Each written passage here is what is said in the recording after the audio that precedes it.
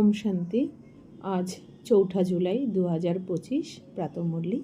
ওম শান্তি। বাপদাদা মধুবন। আজ মিষ্টি মিষ্টি বাবা বলছেন, মিষ্টি বাচ্চারা বন্ধন মুক্ত হয়ে সার্ভিসে তৎপর থাকো, কারণ এ সেবার মাধ্যমে অতি উচ্চ উপার্জন হয়। 21 জন্মের জন্য বৈকুণ্ঠের মালিক হয়ে যাও। বাবা বলছেন যে বাচ্চারা বন্ধন মুক্ত হও, তোমরা হয়ে সার্ভিসে তৎপর থাকো, অর্থাৎ সেবাতে।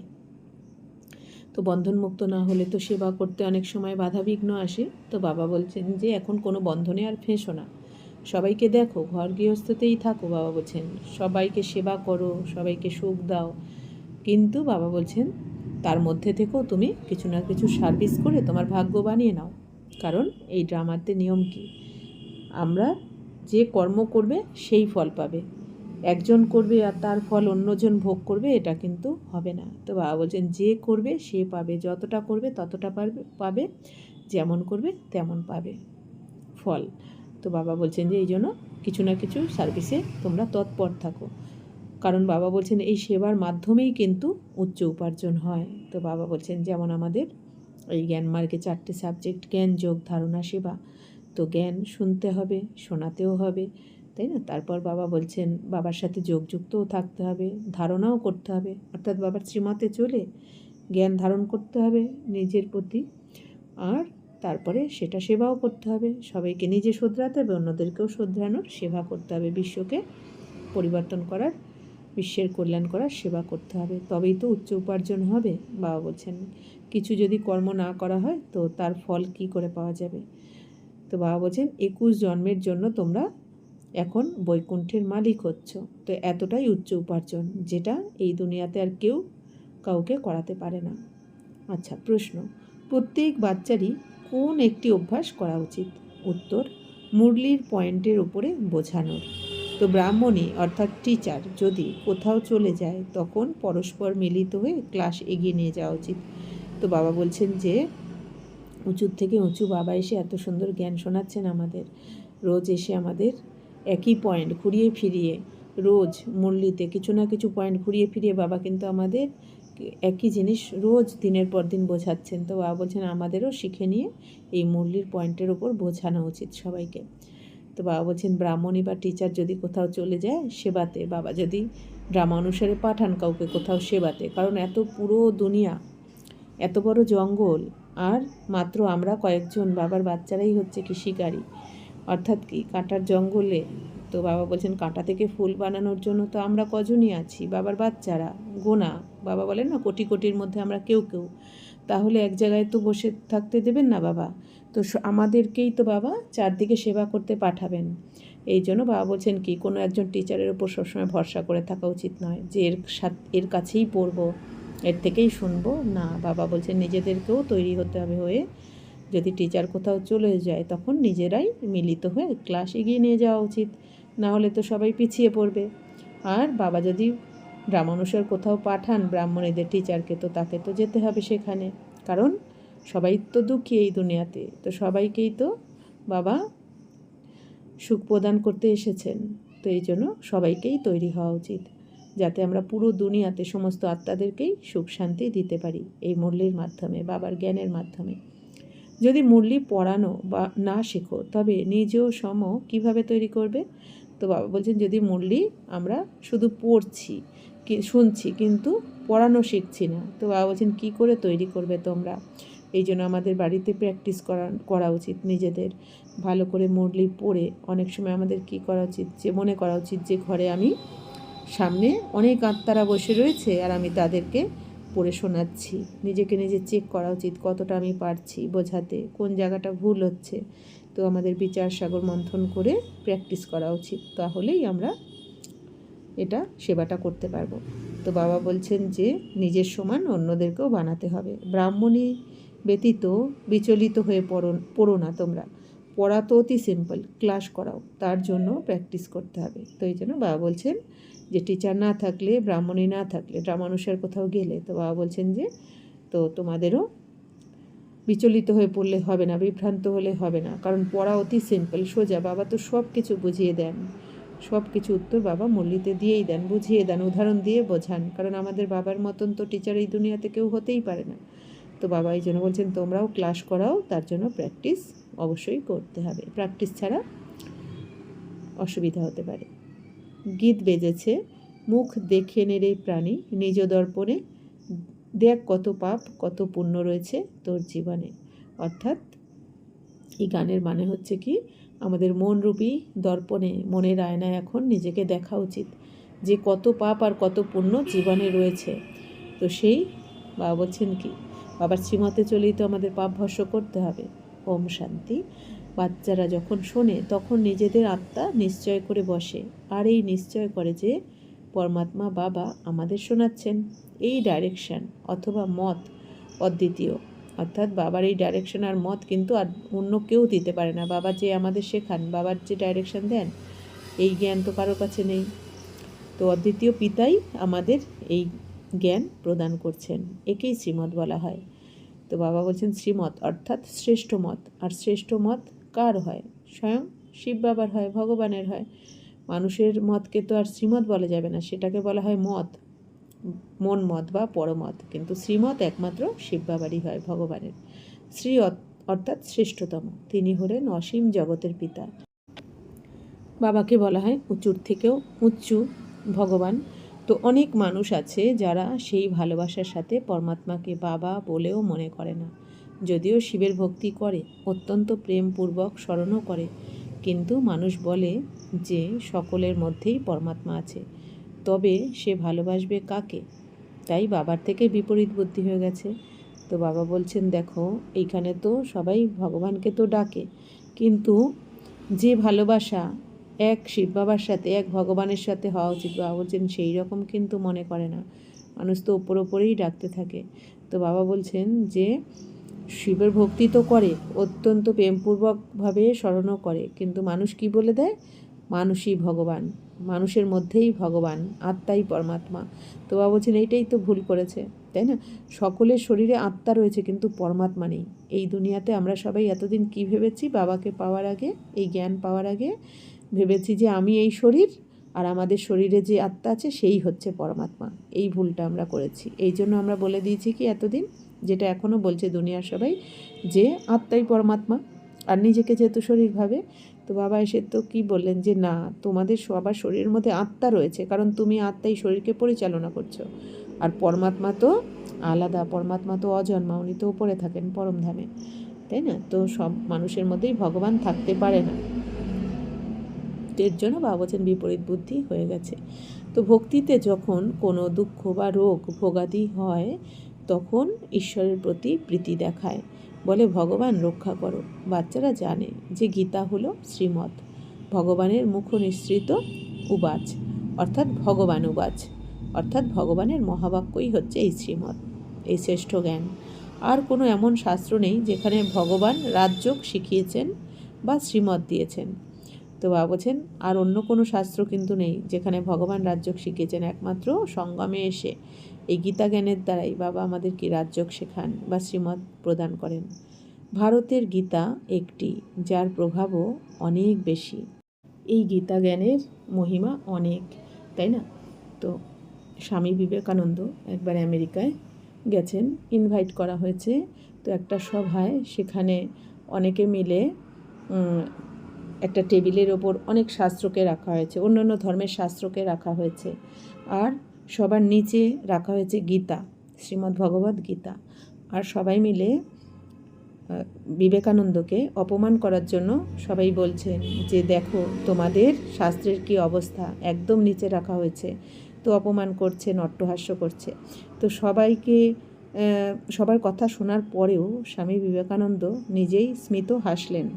তখন সবাই বলছে সভাতে যে এ কি বোকা, এ কি বুঝতে পারছে না যে একে অপমান করা হচ্ছে? তখন স্বামী বিবেকানন্দ বললেন, কি করলেন স্বামী বিবেকানন্দ, ওই টেবিলের সামনে গিয়ে আমাদের যে গীতা জ্ঞান মানে গীতা শাস্ত্র, সেই শ্রীমদ্ ভগবদ্ গীতাকে যেই স্বামী বিবেকানন্দ টেনে বার করে নিলেন, তখন হুড়মুড় করে ওপরের সমস্ত শাস্ত্রগুলো পড়ে গেল। তখন স্বামী বিবেকানন্দ বললেন যে দেখো, আমাদের এই গীতা শাস্ত্রই হচ্ছে ভিত, সমস্ত শাস্ত্রের ভিত হচ্ছে আমাদের এই গীতা জ্ঞান। তো এটা ছিল বলেই তোমাদের সমস্ত শাস্ত্রগুলোও টিকে ছিল। যেই এই ভিতকে আমি বার করে দিলাম, তখন দেখো তোমাদের এই সব কিছু হুড়মুড় করে মুখ থুবড়ে পড়ে গেল। তখন স্বামী বিবেকানন্দের এই উত্তরে সবাই কিন্তু নত হয়ে গেছিলেন। তো বাবা কি বলছেন, তো আমাদের এই গীতা শাস্ত্রের অনেক মহিমা, কারণ এটা হচ্ছে স্বয়ং ভগবান উবাচ। তো একমাত্র গীতাই ভগবানের উবাচ। তো আঙুলের ইশারা ওপরের দিকে করে, কৃষ্ণের উদ্দেশ্যে কখনো এমন বলা হয় না, কারণ তিনি তো দেহধারী, তাই না? তো আমাদের যেমন গুরু নানক আঙুল ওপর দিকে করে কি বলেছেন, এক ওঙ্কার সতনাম, অর্থাৎ আমি ভগবান নই, ভগবান তো ওপরে থাকেন, উনি হচ্ছেন এক ওঙ্কার অর্থাৎ নিরাকার শিব। আর যীশুখ্রিস্ট কী বলেছেন, আঙুল ওপর দিকে, যে গড ইজ ওয়ান, যে আমি ভগবান নই, গড তো লাইট স্বরূপ, ভগবান তো লাইট স্বরূপ, উনি ওপরে থাকেন, এই জন্য আঙুল ওপর দিকে। তো বাবা বলছেন কি, তো সবাই আঙুল কিন্তু ওপরের দিকে করেই ইশারা করেছেন যে ভগবান কিন্তু ওপরে থাকেন। আর কৃষ্ণ তো দেহধারী, কৃষ্ণের তো জন্ম মৃত্যু এখানে হয়েছে, তাই না, স্বর্গতে। তো কৃষ্ণ কী করে ভগবান হতে পারে? আর কৃষ্ণ যদি ভগবান হতেন, তাহলে কৃষ্ণকে কোথায় দেখানো হয়েছে? দাপরে। এই দুনিয়াতে শাস্ত্রে কী দেখানো হয়েছে? দাপরে। তাহলে দাপরে যদি কৃষ্ণ আসতেন আর কৃষ্ণ যদি ভগবান হতেন, তাহলে দাপরের পর তো সত্যযুগ আসার কথা ছিল। ভগবান এসে, কৃষ্ণ এসে তো আর দাপরের পর কলিযুগ আনবেন না, তাই না? আর কৃষ্ণকে তো জন্ম মরণে দেখানো হয়েছে, আর ভগবান তো বলছেন অজন্মা। তো এই জন্য বাবা বলছেন কি, যে কৃষ্ণ নয়, কৃষ্ণ তো দেহধারী, যার জন্ম হয়েছে মৃত্যু হয়েছে। শিব বাবা হলেন অজন্মা, জন্ম মৃত্যুর চক্রে আসেন না। তোমরা এখন ওনার সম্বন্ধকে জেনেছ, তাই বলা হয় যে বাবাকে স্মরণ করো, ওনার প্রতি ভালোবাসা রাখো। আত্মা নিজের পিতাকে স্মরণ করে। এখন সেই ভগবান আমার বাচ্চাদের পড়াচ্ছেন, তাই সেই নেশায় মগ্ন হয়ে যাওয়া উচিত, তাই না? যাকে নাকি পুরো দুনিয়া এক ঝলক দেখতে চায়, যাকে এক সেকেন্ড এক ঝলক দেখার জন্য, দর্শনের জন্য মন্দিরে মন্দিরে সবাই ধাক্কা খাচ্ছে, ঘুরে বেড়াচ্ছে, তো সেই ভগবান এসে আমাদেরকে পড়াচ্ছেন, তাই না? তো আমাদের কত নেশা হওয়া উচিত। কত দূর থেকে এসেছেন বাবা, কাদের জন্য? শুধুমাত্র আমাদের জন্য। পাপ করেছি আমরা 63 জন্ম ধরে, নোংরা মেখেছি আমরা, বিকারে ডুবেছি আমরা, তাই না? আর কাঁটা হয়েছি আমরা, আর আমাদেরকে ফুল বানাচ্ছেন, পতিত থেকে পবিত্র বানাচ্ছেন কে? স্বয়ং ভগবান আমাদের জন্য এখানে এসেছেন। তাহলে বাবাকে আমাদের কত সম্মান দেওয়া উচিত, বাবার কথা শোনা উচিত, বাবার স্মরণে থাকা উচিত, নেশায় মগ্ন থাকা উচিত। নেশাও স্থায়ী রূপে বজায় থাকা উচিত। এমন নয় ব্রাহ্মণী সম্মুখে থাকলে তবেই নেশা চড়বে, আর ব্রাহ্মণী না থাকলে নেশা উড়ে যাবে। আমরা ব্রাহ্মণী ব্যতীত ক্লাস করতে পারবো না, ব্যাস। কোনো সেন্টারের উদ্দেশ্যে বাবা বোঝান যে কোথাও 5-6 মাসের জন্য ব্রাহ্মণী চলে যায়, তখন পরস্পর মিলেমিশে সেন্টার রক্ষণাবেক্ষণ করে, কারণ পড়া তো সহজ। কেউ তো আবার ব্রাহ্মণী ব্যতীত অন্ধ পঙ্গু হয়ে যায়, তাই না? তো বাবা বলছেন অনেকে কি হয়, ডিপেন্ডেন্ট হয়ে পারে, তাই না? যে টিচার না থাকলে আমাদের কার কাছে পড়ব, টিচার না থাকলে তো পড়বই না। তো তাই বাবা বলছেন কি, তোমাদের নিজেদের চেষ্টা করা উচিত। কেউ তো আবার ব্রাহ্মণী ছাড়া অন্ধপঙ্গু হয়ে যায়। বাবা বলছেন তো আরে অনেকেই তো বসে রয়েছে, ক্লাস করাতে পারো না? বাবা জিজ্ঞাসা করছেন। গুরু বাইরে কোথাও গেলে তখন শিষ্য সব কিছু পরিচালনা করে, তো বাচ্চাদের সার্ভিস করতে হবে। তো বাবা কি বলছেন, তোমাদের সবাইকেই সেবা করতে হবে, সার্ভিস করতে হবে। তো বাবা তো আমাদের এসে তৈরি করছেন। তো স্টুডেন্টদের মধ্যেও নম্বরের ক্রমানুসারে হয়। বাপদাদা জানেন যে ফার্স্ট ক্লাস তাকে কোথায় পাঠাতে হবে। তো বাবা তো ড্রামার প্ল্যান অনুসারে বাচ্চাদেরকে তো পাঠাতে থাকেন, তাই না? চারদিকে সেবা তো করতে হবে, কারণ আমরা তো বিশ্ব সেবাধারী, আমাদের টাইটেল কি, বিশ্ব সেবাধারী। তো এক জায়গায় বাবা তো বসিয়ে রাখবেন না। তো বাচ্চারা এত বছর শিখেছে, কিছু ধারণা তো হয়েছে, যাতে পরস্পর মিলেমিশে সেন্টার পরিচালনা করতে পারে। মুরলি তো পেয়েই যাও, পয়েন্টসের আধারেই বোঝানো হয়। তো বাবা বলছেন বাবা তো পয়েন্টস দিয়ে দেন, আর বাবাও এত সুন্দর করে বোঝান, এর ওপরেই আমাদের একটু মনন চিন্তন করে নিয়ে বোঝাতে হবে। শোনার অভ্যাস হয়ে গেলেও শোনানোর অভ্যাস তৈরি হয় না। বাবা বলছে শোনার অভ্যাস তো বাচ্চাদের আছে, কিন্তু শোনাতে গেলে বাচ্চারা ভয় পেয়ে যায়, তাই না, ঘাবড়ে যায়। তো এটা তো বাবা বলছেন তোমাদের পরিবর্তন করা উচিত। স্মরণে থাকলে তবেই ধারণা হবে। তো বাবা বলছেন কেন তোমরা শোনাতে পারো না? কারণ বাবা স্মরণে থাকো না। বাবার শ্রীমতে চললে, বাবার স্মরণে থাকলে তবে কি হবে, আমাদের মধ্যে ধারণাও হয়ে যাবে, তাই না? দিব্য গুণের ধারণা হয়ে যাবে, অর্থাৎ প্রত্যেকটা জ্ঞানকে আমরা নিজের জীবনে অ্যাপ্লাই করে অনুভবী হয়ে যাব, ধারণা হয়ে যাবে, আমরা স্বরূপ হয়ে যাব। অর্থাৎ তখন আমরা সবাইকে বোঝাতেও পারবো, শেখাতেও পারবো। সেন্টারে এমন কেউ তো থাকা উচিত যে বলবে, আচ্ছা ব্রাহ্মণী চলে গেলে আমি সেন্টার সামলে নেব। তো বাবা বলছেন হিম্মত থাকা চাই, সাহসের এক কদম তো বাবা সবসময় বাড়াতে বলেন, যে ব্রাহ্মণী চলে গেলে যে আমি সেন্টার সামলাবো, এগিয়ে যাওয়া উচিত সেবার জন্য। বাবা ব্রাহ্মণীকে বলেন ভালো সেন্টারে পাঠানো হয়েছে সার্ভিসের উদ্দেশ্যে, ব্রাহ্মণী না থাকলে বিচলিত হওয়া উচিত নয়। ব্রাহ্মণীর মতো না হলে অপরকে নিজ সম করবে কি করে, প্রজা কিভাবে তৈরি করবে? মুরলি তো সকলেই পায়। তো বাবা বলছেন প্র্যাকটিস করলে সার্ভিসেবল হতে পারে বাচ্চারা। বাবা জিজ্ঞাসা করেন সার্ভিসেবল হয়েছ কি? তখন কেউই বেরোয় না। সার্ভিসের জন্য ছুটি নিয়ে নেওয়া উচিত। যেখানেই সার্ভিসের জন্য ডাক পড়বে সেখানেই ছুটি নিয়ে চলে যাওয়া উচিত। যে বাচ্চা বন্ধনমুক্ত সে এমন সার্ভিস করতে পারে। তো বাবা বলছেন যে বন্ধনমুক্ত থাকলে কি হয়, আমরা অন্য জায়গায় গিয়ে সেবাটা করতে পারি। তো বাবা বলছেন ওই গভর্নমেন্টের থেকে তো এই গভর্নমেন্টের উপার্জন অনেক উঁচু, ভগবান পরাণ, যার ফলে তোমরা 21 জন্মের জন্য বৈকুণ্ঠের মালিক হয়ে যাও। তো বাবা বলছে এই দুনিয়াতে গভর্নমেন্ট সার্ভিস করলে কি হয়? বাবা বলছেন যে ওতে তো আমাদের উপার্জন কম হয়, কিন্তু যখন ভগবান এসে আমাদের পড়ান আর ভগবানের থেকে আমরা উপার্জন করি আর অন্যদেরকেও করাই, যার ফলে আমরা 21 জন্মের জন্য বৈকুণ্ঠের মালিক হয়ে যাই, স্বর্গের মালিক হয়ে যাই। কত বড় আমদানি, অর্থাৎ উপার্জন। তো লৌকিক উপার্জনে কি আর পাবে? বাবা বলছেন অল্পকালের সুখ, তাই না? আর লৌকিক উপার্জন তো এখন আর অল্প সময়ের মধ্যে শেষ হয়ে যাবে। তো এখন আমাদের এই অন্তিম সময়ে পুরো কল্পের জন্য কিন্তু উপার্জন করে নেওয়া উচিত, যখন ভগবান এসে আমাদের দিচ্ছেন আমাদের বাবা। এখানে তো বিশ্বের মালিক হয়ে যাও তোমরা পড়াশোনা করলে। যাদের পাকাপাকি নিশ্চয় আছে তারা বলে আমরা এই সেবাই করতে থাকব, কিন্তু নেশা পূর্ণ মাত্রায় থাকা উচিত। তো বাবা বলছেন কলিযুগের অন্তিমে এত কোটি কোটি মানুষ, সত্যযুগে অবশ্যই অল্প হবে, তাই না? এখন কলিযুগে 900 কোটিরও বেশি মানুষ হয়ে গেছে, কিন্তু সত্যযুগের প্রথম জন্মে মাত্র 9 লাখ আত্মা থাকবে।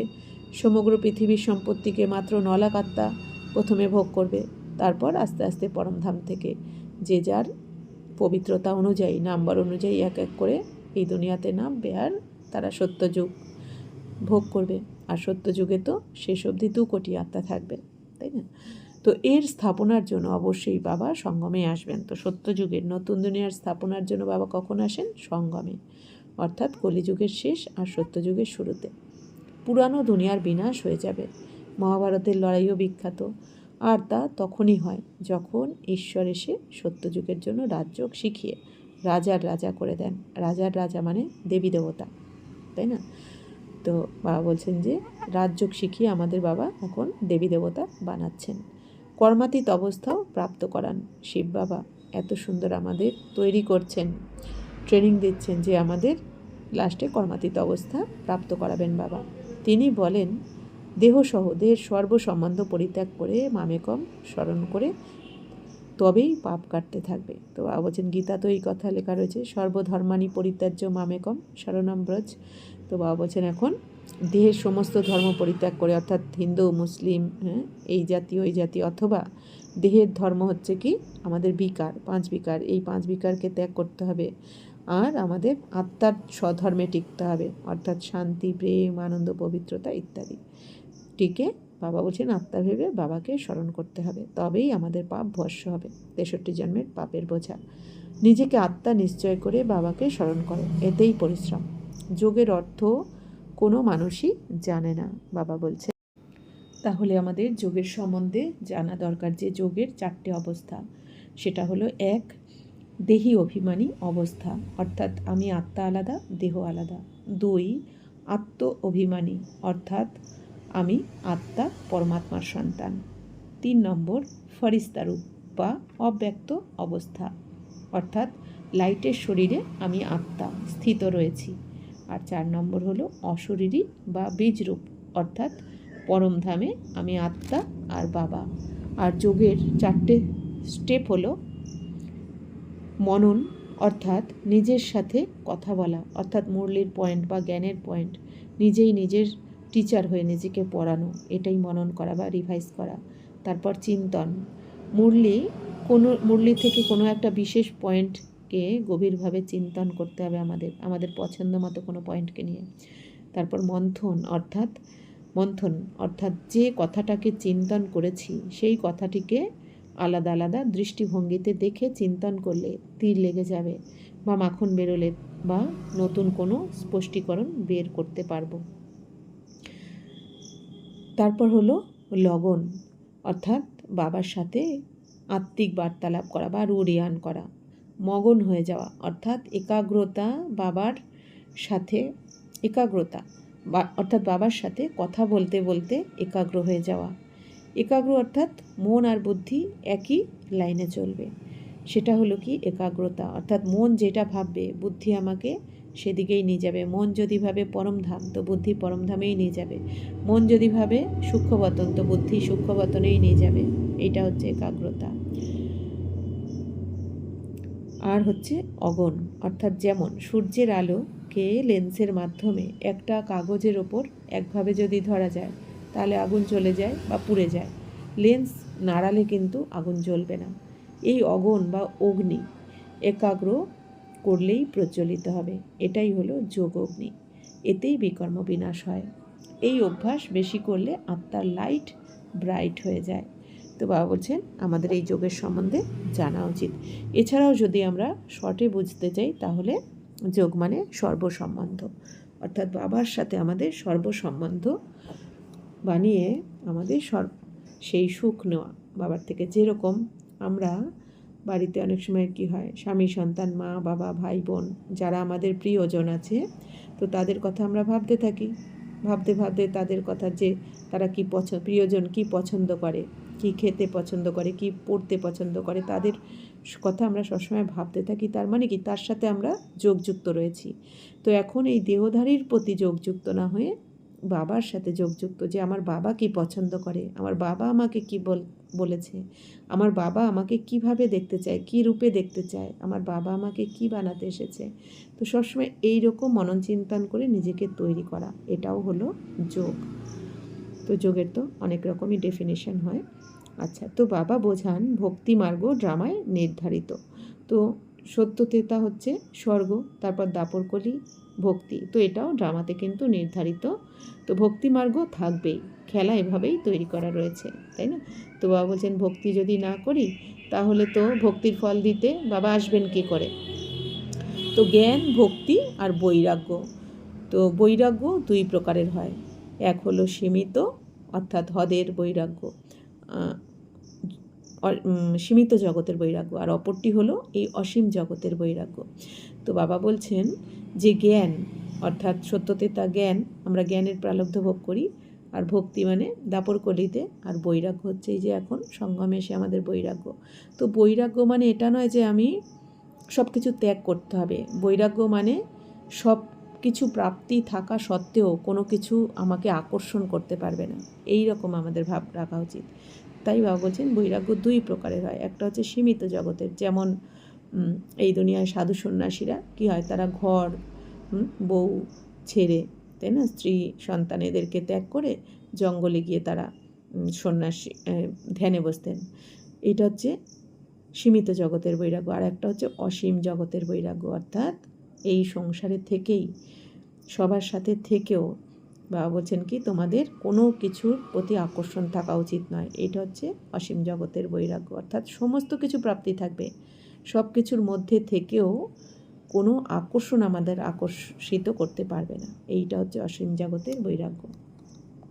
তো বাবা বলছেন এর নামই হলো নরক, কিন্তু নিজেকে নরকবাসী মনে করে কি না, করে কি না, তা করে না, নিজেদের জানা নেই তাই বলে দেয় স্বর্গ নরক সব এখানেই, যার মনে যা কিছু আসে তাই বলে দেয়। এ কোনো স্বর্গ নয়, স্বর্গে তো রাজত্ব ছিল তোমাদের, ধার্মিক ন্যায়নিষ্ঠ ছিল। তো বাবা বলছেন ওখানে তো তোমরা কত ধার্মিক ছিলে, ন্যায়নিষ্ঠ ছিলে, তাই না, ডিসিপ্লিন ছিল, কত শক্তি ছিল ওখানে, নির্বিকারী স্বর্গ।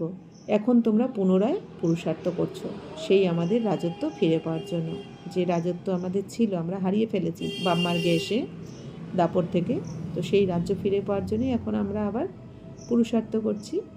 বিশ্বের মালিক এখন আমরা, বাবা বলছেন তোমরা হয়ে যাবে, এখানে তোমরা আসোই বিশ্বের মালিক হতে। হেভেনলি গডফাদার, যাকে শিব পরমাত্মা বলা হয়, তিনি তোমাদের পড়ান। তো স্বর্গীয় বাবা, শিব বাবা, পরমাত্মা এসে আমাদের পড়াচ্ছেন, তাই না? কারণ যে ডাক্তার তিনি তো ডাক্তার বানান, যিনি ইঞ্জিনিয়ার তিনি ইঞ্জিনিয়ার বানান, কিন্তু দেবতা বানাতে গেলে তো দেবতার থেকে উঁচু কাউকে আসতে হয়। তো দেবতাদের থেকেও উঁচুর থেকে উঁচুকে ভগবান। তো ওই জন্য আমাদের বাবা এসে আমাদের পড়িয়ে দেবতা বানান। তো বাচ্চাদের কত নেশা থাকা উচিত, এ সম্পূর্ণ সহজ জ্ঞান। বাচ্চারা, তোমাদের মধ্যে যে পুরানো সংস্কার রয়েছে সেসব পরিত্যাগ করতে হবে। ঈর্ষার সংস্কারও অনেক ক্ষতি করে দেয়, অর্থাৎ এই যে আমাদের হিংসা, তো বলছেন এগুলো আমাদের অনেক ক্ষতি করে দেয়। তোমাদের সর্বপ্রাপ্তি মুরলির ওপরেই।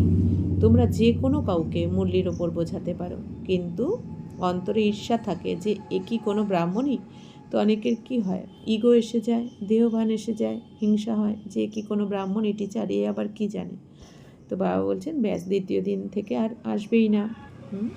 তো এমন পুরানো অভ্যাস এখনও রয়ে গেছে। তো এই যে হিংসা, ঈর্ষা, এগুলো তো দাপর কলির পুরানো সংস্কার বা অভ্যাস। তো বাবা বলছেন যে কারণে ডিসসার্ভিস হয়ে যায়, অনেক সময় নিজেও বুঝতে পারে না যে আমি তো বাবার যে হাত ছেড়ে দিলাম ব্রাহ্মণের ওপর ঈর্ষা করে, তো এটা নিজেও বুঝতে পারে না। অনেক বাচ্চারা আবার দুর্বলও হয়, তাদের বোঝানো উচিত, তাই না? এই পড়ার মাধ্যমে আমরা মহারানী হয়ে যাব। ওই পড়ার মাধ্যমে কি পয়সার চাকরি করবে? এ পড়া তো ভবিষ্যতে 21 জন্মের জন্য স্বর্গের মালিক করে দেয়, প্রজাও তো স্বর্গবাসী হয়ে যায়, তাই না? তো বলছেন প্রজাদেরকেও কি বলা হয়? স্বর্গবাসী বলা হবে। তো এখন সকলেই হলো নরকবাসী, কিন্তু এখানে কাউকে স্বর্গবাসী বলা হয় না, এখানে তো নরকবাসী।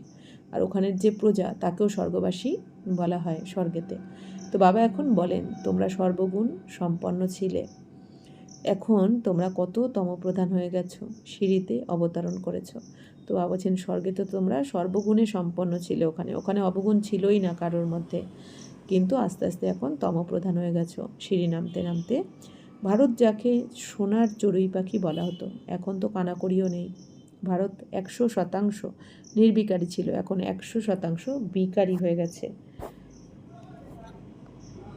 তো এ তো হলো ভক্তির রাজ্য, তাই না? এখন তোমরা বলো যে বাবা আমরা কল্প পূর্বেও তোমার কাছে এসেছিলাম রাজ্যভাগ্য প্রাপ্ত করার জন্য, অর্থাৎ 5000 বছর আগেও আমরা বাবার থেকে রাজ্যভাগ্য প্রাপ্ত করেছিলাম 84 জন্ম ধরে।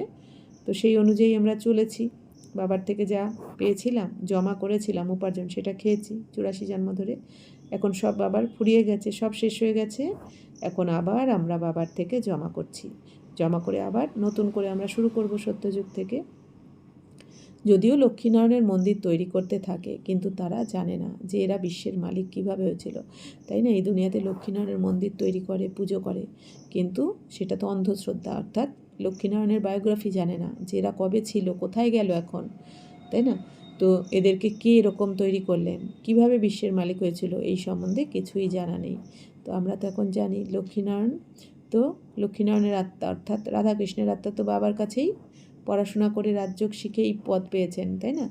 আর এই আত্মারা কি এখন বাবার কাছে পুরুষার্থ করছেন, 84 জন্ম নিয়েছেন এরাও, নিয়ে এখন এরাও তমপ্রধান হয়ে বাবার কাছে পড়াশোনা করে আবার স্বর্গের মালিক হবে, এরা মহারাজা মহারানী হবে।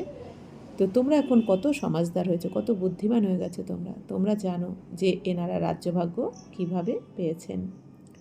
তো বাবা বলছেন এখন তোমরা জানো যে বাবা আমাদের কত ধনশালী করেছিলেন, এখন কাঙাল হয়ে গেছো, যে পূজ্য ছিল সেই পূজারী হয়ে গেছে, অর্থাৎ আমরা তো সত্যতেতাতে চৈতন্য রূপে ছিলাম, পূজ্য রূপে, আর দাপর থেকে আমরাই আবার পূজা করতে শুরু করেছি নিজেদেরকেই।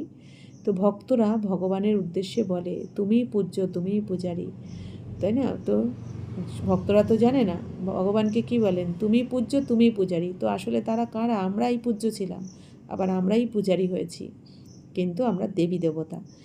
তুমিই সুখ প্রদান করো, আবার দুঃখও তুমি দাও, সব কিছু তুমিই করো, ব্যাস এতেই মত্ত হয়ে থাকে। বলা হয় আত্মা অলিপ্ত, অর্থাৎ নির্লেপ। যা কিছু ভোজন পান করে আনন্দ করো, যা কিছু কলঙ্ক শরীরেই লাগে তা গঙ্গা স্নানে শুদ্ধ হয়ে যাবে। যা ইচ্ছা তাই খাও, কি ধরনের ফ্যাশন হয়েছে, ব্যাস যে যা রীতি রেওয়াজ শুরু করে সেটাই চালু হয়ে যায়। তো বাবা কি বলছেন, যেই দুনিয়াতে সবাই কি বলে দিয়েছে, আত্মা তো নির্লেপ, আত্মার দাগ লাগে না। বলে দিয়েছে শরীরের পাপ হয়, এই জন্য শরীরের দ্বারা পাপ করে গঙ্গা স্নান করে শুদ্ধ হয়ে যায়।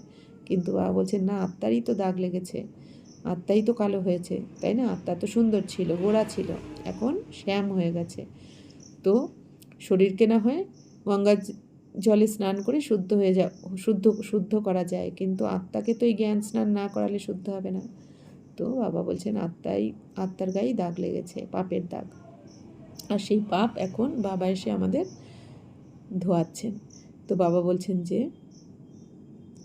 এখন বাবা বোঝান বিষয় সাগর থেকে শিবালয়ে চলো। তো এইটা হচ্ছে, এই দুনিয়া কি বিষয় সাগর, অর্থাৎ এই বিকারের দুনিয়া থেকে, বিষয় সাগর থেকে এখন আমাদের শিবালয় অর্থাৎ স্বর্গে যেতে হবে। সত্যযুগকে ক্ষীরসাগর বলা হয়, অর্থাৎ সুখের সাগর, ক্ষীরসাগর সত্যযুগ। এ হলো বিষয় সাগর, আর এটা হচ্ছে বিষয় সাগর অর্থাৎ দুঃখের সাগর, দুঃখধাম। তোমরা জানো যে আমরা 84 জন্ম নিতে নিতে অপবিত্র হয়ে গেছি, তাই তো পতিত পাবনকে আবাহন করা হয়। চিত্রের দ্বারা যদি বোঝানো হয় তখন মানুষ সহজেই বুঝে যাবে। তো বাবা বলছেন যে এত সহজ কথাও কাউকে বোঝাতে পারবে না বাবা জিজ্ঞাসা করছেন। তখন বাবা বুঝে যাবেন যে সম্পূর্ণরূপে পড়ে না, উন্নতিও করতে পারে না। তো বাবা বলছেন যে সম্পূর্ণরূপে ভালো করে পড়াশোনা করবে না সে বোঝাতে পারবে না, কিন্তু যে পড়বে সে তো বোঝাতে পারবে অন্যকে। তো তোমাদের ব্রাহ্মণদের কর্তব্য হলো ভ্রমরীর মতন কীট পতঙ্গকে ভূ ভূ করে নিজ সম বানানো। তো বাবা বলছেন এখন আমরা ব্রাহ্মণদের কী কর্তব্য, আমাদের ডিউটি হচ্ছে এখন ভ্রমরীর মতন আমাদের জ্ঞানের ভূ ভূ করতে হবে। কীটপতঙ্গ মানে এই যে এই দুনিয়াতে যারা কাঁটা হয়ে রয়েছে, তাই না, যারা পতিত, যারা বিষয় সাগরে ডুবে রয়েছে, তো তাদের কানের কাছে গিয়ে আমাদের জ্ঞানের ভূ ভূ করে নিজের সমান বানাতে হবে। এটাই আমাদের এখন ডিউটি, তাদেরও শোধরাতে হবে। আর তোমাদের পুরুষার্থ হলো সর্পের মতন পুরানো খোলস পরিত্যাগ করে নতুন ধারণ করা। তো বাবা বলছেন সাপ যেমন খোলস ছাড়ে, তেমনি আমাদেরও এই শরীর পরিত্যাগ করে আবার নতুন শরীর পাবো, কারণ আত্মা তো মরবে না, আমি আত্মা তো অজর অমর অবিনাশী। খালি আমরা কি সাপের মতো শরীর চেঞ্জ করব আর কি। তো এই দুনিয়াও পুরানো, শরীরও পুরানো, একে পরিত্যাগ করে এখন নতুন দুনিয়ায় যেতে হবে আমাদের। তো নতুন দুনিয়া আমাদের জন্য অপেক্ষা করছে, সুখের দুনিয়া স্বর্গ আমাদের জন্য অপেক্ষা করছে, আমাদের সেখানে যেতে হবে। তো বাবা বলছেন এই জন্য আমাদের, তো তোমাদের এই পঠন পাঠন হলো নতুন দুনিয়া, স্বর্গের জন্য। তো আমরা এই যে পড়াশোনা করছি এটা কোথাকার জন্য? স্বর্গের জন্য পড়াশোনা করছি, স্বর্গে যাওয়ার জন্য, দেবী দেবতা হওয়ার জন্য। এই পুরানো দুনিয়া এখন সমাপ্ত হয়ে যাবে, সাগরের এক ঢেউয়ে সব কিছু লণ্ডভণ্ড হয়ে যাবে। বাবা বলেই দিচ্ছেন আগে থেকে আমাদের বিনাশের দৃশ্য। বিনাশ তো অবশ্যই হবে, তাই না? ন্যাচারাল ক্যালামিটিস কাউকেই ছাড়বে না। তো বাবা বলছেন 5 তত্ত্ব যেমন যখন বিকট রূপ নেবে, এখন তো একটা তত্ত্ব জল তত্ত্ব বা বায়ু তত্ত্ব যদি এখন একটু উথাল পাথাল করে তাতেই কত মানুষ মারা যায়, বন্যা হয়ে যায়। তো বাবা বলছেন যখন 5 তত্ত্ব বিকট রূপ নেবে তখন কিন্তু পুরো দুনিয়াই সমাপ্ত হয়ে যাবে। अच्छा, मीठे मीठे सिकिला दे बच्चों प्रति मात पिता बाप दादा का याद प्यार और गुड मॉर्निंग। रूहानी बाप की रूहानी बच्चों को नमस्ते। हम रूहानी बच्चों की रूहानी बाप दादा को पदम गुना नमस्ते नमस्ते नमस्ते। थैंक यू बाबा, शुक्रिया बाबा। धारणार जन्य मुख्य सार अर्थात होमवर्क। অন্তরে ঈর্ষা ইত্যাদির যে পুরানো অভ্যাস রয়েছে তা পরিত্যাগ করে একে অপরের সাথে অত্যন্ত প্রেমপূর্বক মিলেমিশে থাকতে হবে। ঈর্ষার কারণে পড়াশোনা ত্যাগ করা উচিত নয়। বাবা বলছেন নিজেদের মধ্যে হিংসা করে বা ব্রাহ্মণের ওপর, ব্রাহ্মণ ইচ্ছে অন্য কোথাও গেল যে অন্যরা কি করে শোনাবে, তো এরকম একজন আর একজনের সাথে হিংসা না করে, ঈর্ষা না করে বাবা বলছেন নিজেরা তৈরি হও, প্রেমপূর্বকভাবে মিলেমিশে থাকো, পড়াও।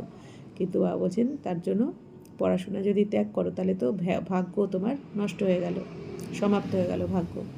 2 হলো এই পুরানো পচনশীল শরীরের বোধকে ত্যাগ করতে হবে। ভ্রমরীর মতো জ্ঞানের ভূ ভূ করে কীট পতঙ্গকে নিজের সমান বানানোর সেবা করতে হবে।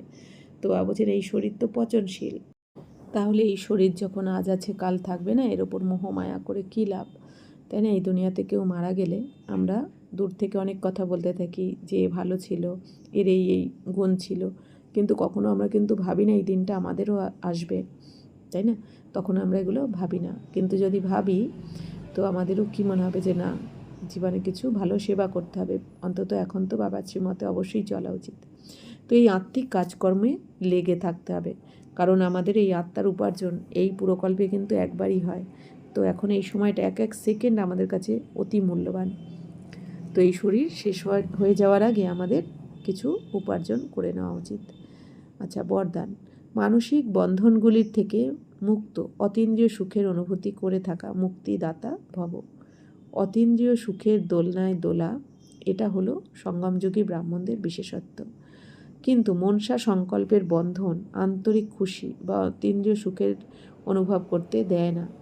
তো বাবা বলছেন, যখন আত্মা পরমাত্মার সাথে মিলিত হয় তখন বাবার থেকে আমরা কি অতীন্দ্রিয় সুখের অনুভব করতে পারি, অতীন্দ্রিয় সুখের দোলনায় দুলতে পারি। আর এই অতীন্দ্রিয় সুখ অর্থাৎ ইন্দ্রিয় সুখেরও ঊর্ধ্বে যেটা, সেটা হচ্ছে অতীন্দ্রিয় সুখ, তাই না? তো বাবা বলছেন সেটা তো একমাত্র পরমাত্মার সাথে যোগযুক্ত হয়েই পাওয়া যায়। তো বাবা বলছেন সঙ্গম যুগে আমাদের এই অতীন্দ্রিয় সুখের দোলনাই হচ্ছে আমাদের ব্রাহ্মণদের বিশেষত্ব, যেটা আমরা পুরকল্পে আর পাই না, এই সঙ্গমেই আমরা পাই এটা বাবার সাথে যখন মিলিত হই। কিন্তু বাবা বলছেন কি আমাদের মনে নানা রকম এত ব্যর্থ সংকল্প চলে, নেগেটিভ সংকল্প চলে। তো এই সংকল্পের বন্ধনগুলো কিন্তু আমাদের এই অতীন্দ্রিয় সুখের অনুভব করতে দেয় না, তাই না? আমরা যতই বাবার সাথে যোগযুক্ত হতে চাই তখনই কি হয়, আমাদের নানা রকম ব্যর্থ নেগেটিভ চিন্তা আরও যেন আমাদের বেশি আক্রমণ করে, তো বাবার সাথে যোগযুক্ত হতে দেয় না।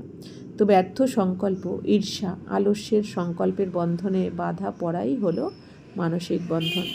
তো বাবা বলছেন মানসিক বন্ধন মানে কি না, আমাদের ব্যর্থ সংকল্প আসছে কোনো রকম, বা ঈর্ষা, আলস্যের সংকল্প, যেগুলো আমাদের নেগেটিভের মধ্যেও পড়ে, বা ব্যর্থ, কোনো মানেই হয় না যেগুলো করার, তাই না? কোনো উপার্জন হয় না এই ধরনের সংকল্পে। তো বাবা বলছেন কি আরও আমাদের মন কমজোর হয়ে যায়, দুর্বল হয়ে যায়। তো বাবা বলছেন এই রকম ধরনের সংকল্পের বন্ধনে বাধা পড়ে যাওয়াই মানে মানসিক বন্ধন সেটা। তো এই রকম আত্মারা অভিমানের বশে অন্যদেরই দোষ চিন্তা করতে থাকে আর তাদের অনুভবের শক্তি সমাপ্ত হয়ে যায়। সেই জন্য এই সূক্ষ্ম বন্ধনগুলির থেকে মুক্ত হও, তবে মুক্তিদাতা হতে পারবে। তো বাবা বলছেন, তো যখন অভিমানের বশে কারোর প্রতি অন্যের দোষ চিন্তা করতে থাকি, যে এর দোষ ওর দোষ, কারণ এতদিন তো আমরা তাই করেছি, সবার দোষ, নিজের দোষ কখনো দেখিনি, নিজের দিকে কখনো আমরা ফিরে তাকাইনি যে আমার মধ্যে কী কী অবগুণ রয়েছে, তাই না? তো সবাইকে দেখতে দেখতে নিজেকে দেখার সময়ই পাইনি আমরা। তো এখন এই সময়টা কি আমাদের নিজেকে দর্শন করতে হবে, স্বদর্শন করতে হবে, আর তবেই আমরা অনুভব শক্তি কিন্তু জমা হবে। আর না হলে যদি অন্যের দোষ দেখতে থাকি তাহলে আমরা কিছু অনুভব করতে পারবো না, অতীন্দ্রিয় সুখের অনুভব করতে পারবো না, তো অনুভব শক্তিটা সমাপ্ত হয়ে যাবে। সেই জন্য বাবা বলছেন এই সূক্ষ্ম বন্ধনগুলির থেকেও এখন তোমরা মুক্ত হও। স্লোগান: এমনই খুশির খনিতে সম্পন্ন থাকো যাতে তোমাদের কাছে দুঃখের ঢেউও যেন না আসে। তো বাবা বলছেন সব সময় খুশি থাকো, কারণ খুশি জৈসা খুরাক নেহি।